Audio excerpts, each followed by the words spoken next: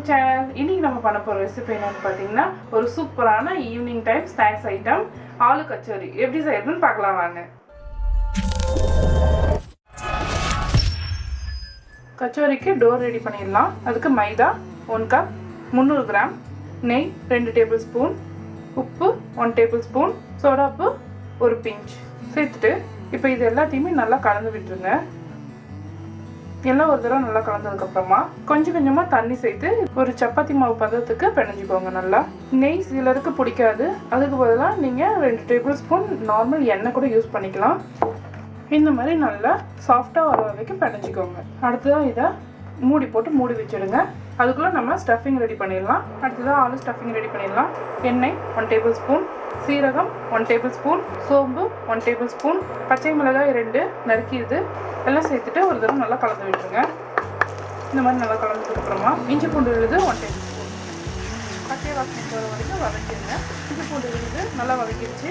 அடுத்ததான் அடுப்பை ரொம்ப லோ ஃப்ளேமுக்கு மாற்றிடுங்க. மிளகாய்த்தூள் 1 table spoon, garam masala 1/2 table spoon, மஞ்சள் தூள் 1/4 டேபிள் ஸ்பூன், பெருங்காயத்தூள் 1/4 டேபிள் ஸ்பூன் குறைவாக எடுத்துருக்கேன், சாட் மசாலா 1/4 டேபிள் ஸ்பூன், மல்லித்தூள் 1 டேபிள் ஸ்பூன் எல்லாத்தையும் சேர்த்துட்டு நல்லா கலந்து விட்டுருங்க. தீயை சிம்லேயே வச்சுக்கோங்க, இல்லைன்னா கருகிடும். இந்த மாதிரி எல்லாத்தையும் நல்லா கலந்ததுக்கப்புறமா உருளைக்கிழங்கு 3 வேக வச்சு மசிச்சு வச்சுருக்கேன். எல்லாத்தையும் சேர்த்துட்டு இதை நல்லா கலந்து விட்டுருங்க.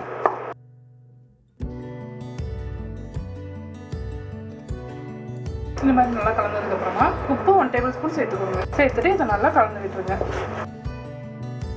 ஃபைனலாக ஃப்ரெஷ்ஷாக நறுக்கின கொத்தமல்லியிலே சேர்த்துருங்க. சேர்த்துட்டு ஒரு தடவை நல்லா கலந்து விட்டதுக்கப்புறமா அவ்வளோதான், நம்மளோட ஸ்டஃபிங்கும் ரெடி. அடுத்ததான் ஃபஸ்ட்டு புளி சட்னி ரெடி பண்ணிக்கலாம்.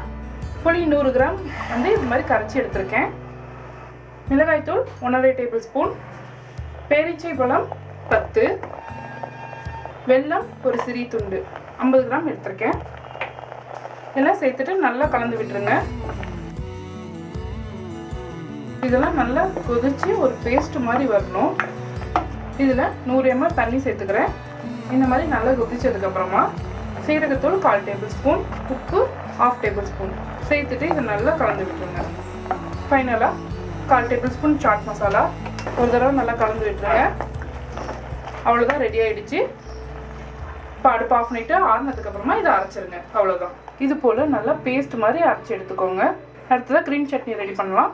அதுக்கு ஒரு மிக்ஸி ஜாரில் 1 கப் கொத்தமல்லி இலை, 1/2 கப் புதினா இலை, பூண்டு 4 பல், சீரகம் 1 டேபிள் ஸ்பூன், 4 பச்சை மிளகாய், 1 டேபிள் ஸ்பூன் லெமன், இது அரை பழத்தோட சாறு எடுத்திருக்கேன், உப்பு 1/4 டேபிள் ஸ்பூன் எல்லாம் சேர்த்துட்டு நல்லா அரைச்சிருங்க. இது மாதிரி நல்லா நைஸாக அரைச்சி எடுத்துக்கோங்க. இந்த க்ரீன் சட்னியில் சாட் மசாலா 1/2 டேபிள் ஸ்பூன் சேர்த்து இது ஒரு தடவை நல்லா கலந்து விட்டுருங்க. இப்போ நம்மளோட மாவு ரெடியாக இருக்குது, நம்மளோட ஸ்டஃபிங்கும் ரெடியாக இருக்குது. இது எல்லாத்தையுமே எப்படி கச்சோரி மாதிரி பிடிக்கிறதுன்னு பார்க்கலாம். அதுக்கு இதுலேருந்து ஒரு சின்ன சைஸ் உருண்டையை எடுத்துக்கோங்க. இந்த மாதிரி ஒரு சின்ன சைஸ் உருண்டையை எடுத்துக்கோங்க. இந்த மாதிரி எடுத்ததுக்கப்புறமா இதை வந்து லைட்டாக ப்ரெஸ் பண்ணி விடுங்க. இடியில் கொஞ்சம் மொத்தமாக இருக்கும், சைடில் மட்டும் கொஞ்சம் சன்னமாக இருக்கணும். இந்த மாதிரி 2 கட்டை விரலை உள்பக்கமாக வச்சுட்டு மீதி 4 விரல் எல்லாத்தையுமே வெளிப்புறம் வச்சுட்டு இந்த மாதிரி அழுத்திட்டே வாங்க. அப்போ உங்களுக்கு ஒரு குழி மாதிரி ஒரு ஷேப் கிடைக்கும்.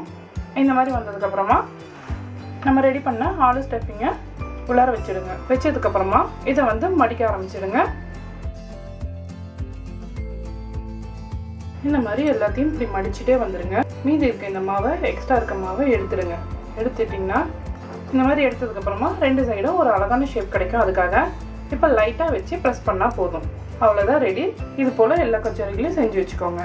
அடுத்ததாக ஒரு கடாயில் எண்ணெய் ஊற்றிக்கோங்க. நம்ம ரெடி பண்ண கச்சோரிஸ் எல்லாத்தையும் ஒன்று ஒன்றா சேர்த்துருங்க. ஆயில் ரொம்ப சூடாக இருக்கக்கூடாது. இந்த மாதிரி நம்ம போட்டதுக்கப்புறமா லைட்டாக பபிள்ஸ் வரணும்.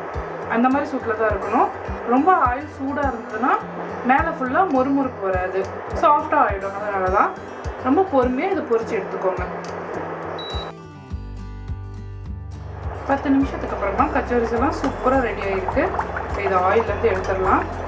ஆயிலெலாம் நல்லா ஃபில்டர் பண்ணிவிட்டு அப்படியே ஒரு பிளேட்டுக்கு மாற்றிடுங்க.